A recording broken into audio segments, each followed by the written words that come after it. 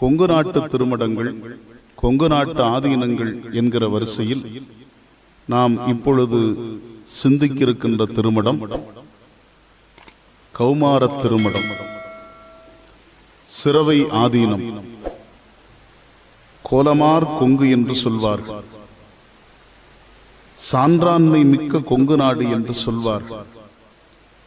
இந்த கொங்கு நாட்டில் ஞான திருக்கோயில்கள் பல உள்ளன. நாம் முன்னம் சிந்தித்த எல்லைகளான மேற்கு தொடர்ச்சி மலையில் தொடங்கி காவிரி பாய்ந்தோடுகின்ற குளித்தலை ஈராய், முருகப்பெருமானுடைய ஆறுபடை வீடுகளில் ஒன்றாக இருக்கக்கூடிய திரு ஆவினன்குடி தொடங்கி குடகு எல்லை வரையில் விரிந்திருக்கக்கூடிய இந்த பகுதியில் தேவார மூவர்களால் பாடல் பெற்ற 7 திருத்தலங்கள் உண்டு. அந்த வகையில் வைணவத்தில் ராமானுச பெருமான் மங்களாசாசனம் செய்த திருக்கோயில்கள் பல. அருணகிரி பெருமான் பாடியருளிய செந்தமிழ் கந்தப்பெருமானுடைய திருக்கோயில்கள் பல. அந்த வகையில் அருள்வளமும் ஞான சிந்தனையும் மலிந்திருக்கக்கூடிய இந்த கொங்கு நாட்டில் கோவை மாநகரம் பண்டைய காலம் தொடங்கி பண்பாட்டின், செல்வத்தின், கல்வியின் தலைநகரமாக விளங்கிக் கொண்டிருக்கின்றது.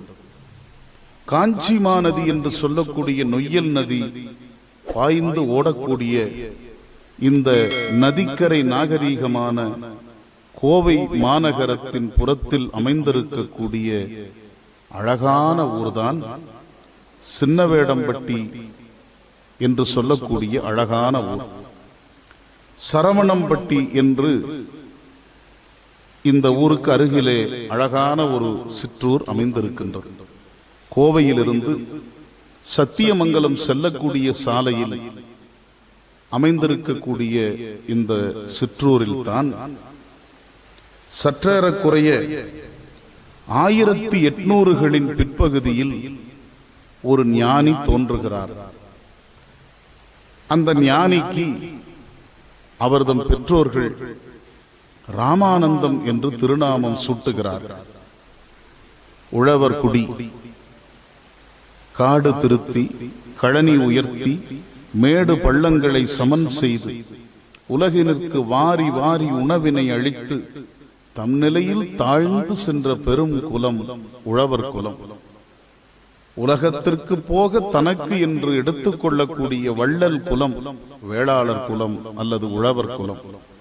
அந்த உழவர் குலத்தில் அவதாரம் செய்த அந்த ஞான குழந்தைதான் பெற்றோர்களால் ராமானந்தம் என்கிற திருநாமத்தால் அழைக்கப்படுகிறது. இளமையில் இறைவன் திருவருள் உள்நின்று உணர்த்த ஆறுமுகப் பெருமானுடைய அளப்பெரும் கருணையினாலே எல்லா ஞான சிந்தனைகளையும் அந்த குழந்தை ஓதாமல் உணர்ந்து கொள்ளுகிறது. அப்படி உணர்ந்து கொண்ட அந்த பெரும் குழந்தை வளர்ந்து பெருமகனாகி உலகியல் இன்பத்தில் நாட்டம் கொள்ளாது இறைவன் திருவருளே சதம் என்று சிந்தித்துக் கொண்டிருக்கிறது. அப்படி சிந்தித்துக் கொண்டிருந்த அந்த ஞான பெருமகனார் பழனியம்பதிக்கு செல்லுகிறார். பழனி ஆறுபடை வீடுகளில் ஒன்று, முருகப்பெருமானுடைய அருளாட்சி தலங்களில் ஒன்று. முருகப்பெருமான் ஞான தண்டபாணியாக வீற்றிருந்து ஞானத்தை இந்த அண்ட சராசரங்களுக்கெல்லாம் வாரி வழங்கக்கூடிய மந்திர திருத்தலம் பழனி. அந்த பழனியம்பதிக்கு ராமானந்தம் என்கிற இந்த ஞான செல்வர் தலையாத்திரை செல்லுகிறார் அருள் நாட்டம் வேண்டி. பழனியம்பதியில்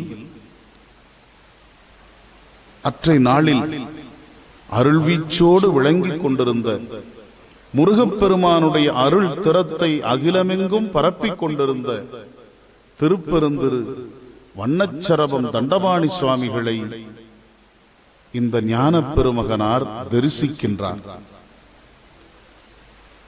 இணையார் திருவடி என் தலைமேல் வைத்தலுமே துணையான சுற்றங்கள் அத்தனையும் துறந்தொழிந்தேன், அணையார் புனல் தில்லை அம்பலத்தை ஆடுகின்ற புனையாளன் சீர்பாடி பூவல்லி கொய்யாமோ என்று மணிவாசகப் பெருமான் திருவாசகத்தில் அழுததைப் போல தன்னுடைய குருநாதரை கண்டவுடன் தழலது கண்ட மெழுகது போல உருகி உடல் கம்மித்து உள்ளத்தில் ஞான பிரவாகம் புறப்பட குருவின் திருவடிகளை சிக்கன பற்றி கொள்ளுகிறார் இப்பெருமகனார்.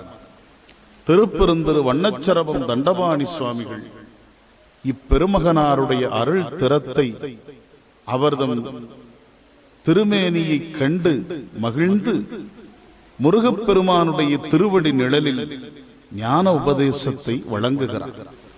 திருப்பெருந்திரு வண்ணச்சரபம் தண்டபாணி சுவாமிகள் முருகப்பெருமானுடைய திருமந்திரத்தை உபதேசமாக இப்பெருமகனாருக்கு சொல்ல சுவாமிகள் அந்த உபதேசத்தை பெற்றுக்கொண்டு ஞான நூல்களை ஓதாமல் உணர்ந்து கொள்ளுகிறார். தம் இருப்பிடமாம் சிறவைக்கு வருகின்றார்.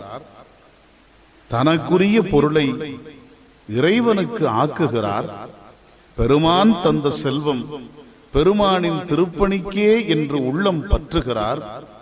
அதன் விளைவாக கௌமார திருமடம் தோற்றம் பெறுகிறது. அன்பர்களே, அந்த காலம் சமய மறுமலர்ச்சி காலம் என்று கொங்கு நாட்டு மக்கள் பண்ணி பண்ணி புகழ்வார். அந்த காலகட்டத்தில் தான் ஞான நூல்களை திருப்பெருந்திரு ராமானந்த சுவாமிகள் சிரவையாதீனம் கௌமார திருமடத்தில் இருந்து விளக்கமும் விரிவும் செய்ய சுற்றுப்பகுதிகளில் இருந்த அத்தனை பெருமக்களும் திருமடத்தை நோக்கி சாறை சாறையாக வருவார்களாம். உணவு கட்டி கொண்டு வந்து உபதேசம் கேட்ட பொற்காலம் அந்த காலம் என்று சொல்வார். சமயத்திற்கும் மக்களுக்கும் தமிழ் இனத்திற்கும் ஞானத்தையும் தம் பொருளையும் வரையாது வழங்கிக் கொண்டிருந்த திருப்பெருந்திரு ராமானந்த அடிகளார் சிரவையாதீனத்தை நிர்மாணித்து திருமடத்தில் ஞான திருக்கோயில்களை அமைத்து தண்டமிழ் கடவுளாம் தண்டபாணி தெய்வத்தை இங்கே திருக்கோயிலில் வணங்கக்கூடிய பெரும் அருளினை செய்கிறார். திருப்பெருந்திரு ராமானந்த அடிகளார் சற்றேறக்குறைய 1000 பாடல்களுக்கு மேல் அன்னை தமிழில் பாடி அந்த பாடல்களை மானுட சமுதாயத்திற்கு ஆக்கி தந்தார்கள். அடிகளாருடைய காலத்திற்கு பிறகு அடிகளாருக்கு அணுக்கத் தொண்டராய் அடிகளாரதம் திருவடியை பற்றி கொண்டிருந்தவர் திருப்பெருந்திரு கந்தசாமி சுவாமிகள் என்று அழைக்கப்பெற்ற பெருமகனார். அடிகளாருடைய பூர்வாசிரம மரபில் வந்திருந்தாலும் கூட அடிகளாருடைய அருள் திறம், அடிகள் பெருமானுடைய ஞான பெரும்பயணம் சற்றும் விலகாமல் இருக்க வேண்டும் என்கிற வைராக்கியத்தை கொண்டு திருப்பெருந்திரு அடிகளாருக்கு பிறகு திருமடத்தின் 2வது சன்னிதானமாக அருளாட்சி ஏற்கிறார்.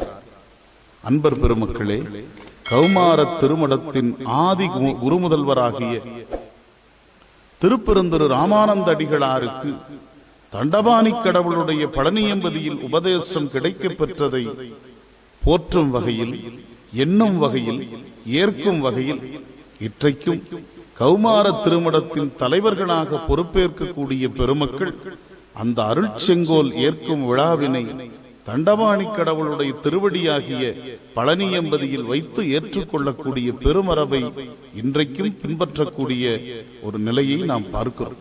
அந்த வகையில் திருப்பெருந்திரு கந்தசுவாமி சாமிகள் 2ஆம் குருநாதராக திருமடத்தின் பொறுப்பினை ஏற்றார். இயல்பில் பிறப்பில் பெரும் கவிச்சிங்கமாக விளங்கியவர்கள் திருப்பெருந்திரு கந்தசுவாமி சாமி. அவர்களை கொங்கு நாட்டு கச்சியப்பர் என்றும் வைணவ சேக்கிழார் என்றும் அழைப்பார். தமிழில், இலக்கணத்தில், இலக்கியத்தில், அருள் வரலாறுகளை சிந்திப்பதில் துறைதோய்ந்த தலைமகன் திருப்பெருந்திரு கந்தசாமி அடிகளார்.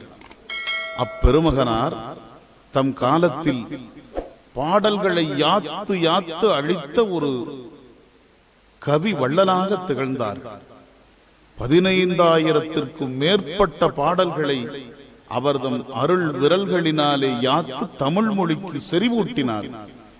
அவர்கள் பாடியது பிள்ளைத்தமிழ், ஆசிரியப்பா, வெண்பா, புராணம் என்று சொல்லக்கூடிய வகையில் தமிழின் இலக்கண மரபுகளிலெல்லாம் செய்யுள்களை யாத்து யாத்து தமிழ் மொழிக்கு திருத்தொண்டு செய்தவர்கள் திருப்பெருந்திரு கந்தசாமி சாமிகள்.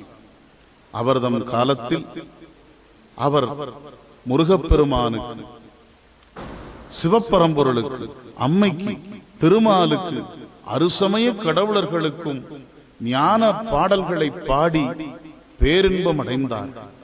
அப்பெருமகனார் சிரவையாதீன குருமுதல்வருக்கு பிள்ளைத்தமிழும், திருப்பேரூர் ஆதீனம் சீர்வளர் சீர் சாந்தலிங்க அடிகளாருக்கு பிள்ளைத்தமிழும் பாடி 2 திருமடங்களுடைய அருள் திறத்தினை பாருக்கு பறைசாற்றக்கூடிய சண்டமாருதமாக விளங்கினார்.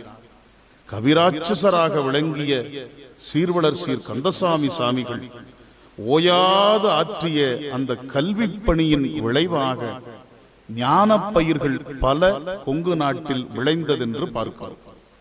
திருப்பேரூர் ஆதீனத்தின் சன்னிதானமாக அருள் செங்கோலோச்சிய திருப்பெருந்திரு சீர்வளர் சீர் சாந்தலிங்க ராமசாமி அடிகளார், திருப்பெருந்திரு கந்தசாமி அடிகளார் அவர்களால் வார்க்கப்பட்ட ஞான பயிர், சிரவையாதீனத்தின் 3ஆம் சன்னிதானமாக விளங்கிய சீர்வளர் சீர் சுந்தர சுவாமிகள் அவர்களும் திருப்பெருந்திரு கந்தசாமி சாமிகளால் கண்டு வளர்க்கப்பட்ட ஞான பயிர்கள். அப்பெருமகனார் இறைவனுடைய திருவடிகளை நீக்கமர நிறைந்ததற்கு பிறகு திருமடத்தின் 3வது தலைவராக அருளாட்சி ஏற்றவர்கள் சீர்வளர் சீர் சுந்தர சுவாமிகள் என்று அழைக்கப்பட்ட பெருந்தர். சுவாமிகளுடைய பூர்வாசிரம மரபை சேர்ந்திருந்தாலும் திருப்பெருந்திரு ராமானந்தடிகளார், திருப்பெருந்திரு கந்தசாமி சாமிகளுடைய அடியை சிறிதும் வழுவாமல் பற்றி கொண்டு அந்த ஞான பயணத்தை தொடர்ந்த பெருமகனார் சீர்வளர் சீர் சுந்தர சுவாமிகள். அவர்தம் காலம் கொங்கு நாட்டு சமயத்தின் பொற்காலம் என்று புகழ்ந்துரைப்பர் கொங்கு நாட்டு சான்றோர். திருப்பெருந்திரு அடிகளார் அவர்கள் தமிழகத்தில், ஏன் உலகத்தில் பல திருக்கோயில்களுக்கு திருப்பணி செய்தார். கவி யாத்தழிப்பதிலும் வல்லவராக திகழ்ந்தார்கள். திருநெறிய தமிழை சுமந்து சுமந்து மக்களுக்கு கொண்டு செலுத்தினார்கள். திருப்பணிகள் நடைபெறாத திருக்கோயில்கள் சுவாமிகளுடைய அருள் பார்வை பட்டால் திருப்பணிகள் பொலிவார்ந்த நிலையில் நடக்கும் என்று அன்றைக்கு தமிழகமே ஏற்றுக்கொண்டது. திருப்பெருந்துறை, அவிநாசி, திருமுருகன்பூண்டி, வெஞ்சமாங்கூடல் என்று அப்பெருமகனார் செய்த திருப்பணிகளின் பட்டியல் நீண்டு கொண்டே போகிறது. கொங்கு நாட்டில் ஊர்தோறும் நடைபெறக்கூடிய குடநீராட்டு விழாக்களுக்கு அருள் தலைமை ஏற்று அந்த பெருவிழாவினை செம்மாந்த நிலையில் நடத்துவதற்கு நிலைக்களமாக விளங்கியவர் நம்முடைய 3ஆம் சன்னிதானம் என்று அற்றை நாளில் இருந்த பெருமக்கள் சொல்வதை நாம் மகிழ்ந்து கேட்டுக் கொண்டிருக்கின்றோம். அந்த வகையில் தான் அன்பர் பெருமக்களே, உலகத்தில் பேரதிசயம் ஒன்று நிகழ்ந்தது. நம் சமயத்தில் இறைவனை எல்லா வடிவத்திலும் பார்ப்பது நம் அருளாளர்களுடைய மன எண்ணம். அந்த வகையில் யானை வடிவத்தில் இறைவனை தரிசித்தவர்கள் நம் பெருமக்கள். அன்றைக்கு தமிழ்நாட்டில் யானையை வைத்து வழிபாடு செய்யக்கூடிய வழக்கம் தொன்று தொட்டு நிலை பெற்று நின்றது. அந்த வகையில் தமிழ்நாட்டின் ஆட்சித் தலைவராக இருந்த அற்றைய நாள் முதலமைச்சர் அவர்கள் தமிழ்நாட்டில் யானைகளுக்கு வழிபாடு நிகழ்த்த வேண்டும் என்று சிந்தித்தார். அன்றைக்கு தமிழையும் சமயத்தையும் உலகமெங்கும் கொண்டு செலுத்திய திருப்பெருந்திரு வாரியார் சுவாமிகள் முதலமைச்சரிடத்தில் சொன்னார்களாம், சிரவையாதீனம் மகா சன்னிதானம் தான் அதற்கு உற்ற பெருமகனார் என்று சொன்னபோது முதலமைச்சரும் மகிழ்ந்து அந்த திருப்பணியை சன்னிதானம் அவர்களிடத்தில் கொடுக்க, சீர்வளர் சீர் சன்னிதானம் அவர்கள் அந்த திருப்பணியை, அந்த அருள் பெருவேள்வியை உலகம் வியக்க நடத்தி காட்டினார். அன்பர்களே, ஒரு யானை, 2 யானை, ஏன் 5 யானைகள் கூட வைத்து வழிபாடு செய்வதை இன்றைக்கு நம்மால் பார்க்க முடியும்.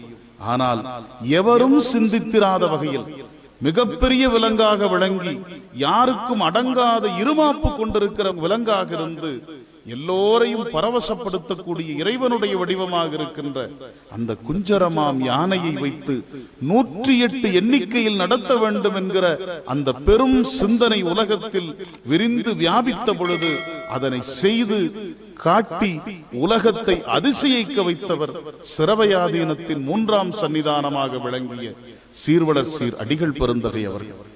அத்தோடு மட்டுமல்ல, யானை பூசை மட்டுமல்ல, நடைபெறாமல் இருந்த திருப்பெருந்துறை திருக்கோயில் திருப்பணி இன்றைக்கும் அதிசயமாக நமக்கு தெரிகிறது என்றால் அதற்கு அடிக்கோலிட்டவர் நம்முடைய சன்னிதானம் அவர்.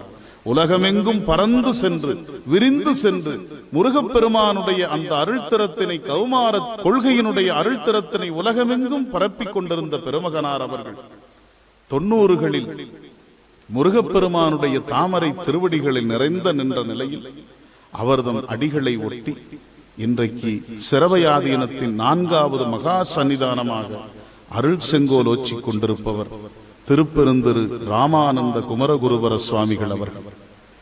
திருப்பெருந்திரு ராமானந்த சாமிகளுடைய பெருமரபிலே, பூர்வாசிரம பெருமரபிலே தோன்றியவராக இருந்தாலும் அவர் தனக்கு முன்னால் திருமடத்தின் 3 சன்னிதானங்களாக விளங்கிய பெருமக்களுடைய தாமரை திருவடிகளை சிக்கன பற்றி கொண்டு அப்பெருமக்கள் காட்டிய ஞான நெறியிலே நின்று இன்றைக்கு சமயத்திற்கும் திருநெறிய தமிழுக்கும் தமிழ் பண்பாட்டிற்கும் கல்விக்கும் நிலைக்களமாக விளங்கிக் கொண்டிருப்பவர் 4வது சன்னிதானம் அவர். அன்பர் பெருமக்களே, இயல்பில் முனைவர் என்கிற கல்வி தகுதியை அடைந்திருந்தாலும் கூட உலகத்தில் நம் சமயத்திற்கு முட்டு ஏற்படுகிற பொழுது, இந்த பெருமரபிற்கு மாற்றம் நிகழ தயாராகிற பொழுது அந்த இடத்தில் தலைமை தாங்கி தனக்கென இருக்கக்கூடிய அந்த அறிவு சிந்தனையால், ஞான சிந்தனையால் நம் மொழியை, பண்பாட்டை, சமயத்தை, வரலாற்றை, அருள் திறங்களை எடுத்து எம்பக்கூடிய ஞானியாக விளங்கிக் கொண்டிருக்கின்றார் திருப்பெருந்திரு 4வது சன்னிதானம் அவர். அவர்தம் அருளாட்சி காலத்தில் இன்றைக்கு தமிழகம் மட்டுமல்ல, உலகத்தின் பல்வேறு நாடுகளில் கௌமார திருப்பணிகள், திருக்கோயில் திருப்பணிகள், திருப்புகழ் திருப்பணிகள், அருணகிரிநாத பெருமானுடைய அருள் திறம் என்று சொல்லக்கூடிய வகையில் செந்தமிழ் கடவுள் ஞானதண்டபாணியினுடைய அருள் திறம் இன்றைக்கு உலகமெங்கும் ஒளி வீசிக் கொண்டிருக்கக்கூடிய ஒரு அருளாட்சியினை 4ஆம் மகா சன்னிதானம் அவர்கள் ஏற்று இன்றைக்கு இந்த திருமடத்தை பொலிவார்ந்த நிலையிலே நடத்தி கொண்டிருக்கின்றார்கள். கல்விப்பணி, சமயப்பணி, நம் மொழிக்கான தலைமை பணி என்று சொல்லக்கூடிய வகையில் பல்வேறு நிலைகளில் இந்த பண்பாட்டை காப்பதற்காக தலைமை தாங்கி 4வது மகா சன்னிதானம் அவர்கள் இன்றைக்கு இந்த திருமடத்தை அருளாட்சி செய்து கொண்டிருக்கின்றார்கள். அப்பெருமகனாருடைய அருள் காலத்தில்தான் பல்வேறு மாற்றங்கள் திருமடத்தில் நடக்கக்கூடியதை நம் கண்ணால் கண்டு மகிழ்ந்து கொண்டிருக்கின்றோம். அந்த வகையில் பொலிவார்ந்த நிலையில் முருகப்பெருமானுடைய அருள் திறத்தை உலகமெங்கும் பறைசாற்றிக் கொண்டிருக்கக்கூடிய கௌமார திருமடத்தின் ஆர்வி குரு முதல்வர் சீர்வளர் சீர் ராமானந்த அடிகளார் அவர்களுடைய குருபூசை மார்கழி மாதம் ஆயில்யம் விண்மீனில் எழிலார்ந்த நிலையில் திருமடத்தில் நடைபெற்றுக் கொண்டிருக்கிறது. பாருங்கும் விரிந்திருக்கக்கூடிய நம் மக்கள் அனைவரும் வம்மின் வம்மின் என்று அழைத்து அருளானந்த பெருவெள்ளத்தை பருகுவதற்கு கோவையின் புறத்தே இருக்கின்ற கௌமார திருமடத்தில் வந்து அந்த பரமானந்தத்தை பருக வேண்டும் என்று உங்கள் அத்தனை பேரையும் அன்பில் அழைத்து மகிழ்கின்றோம். திருச்சிற்றம்பலம்.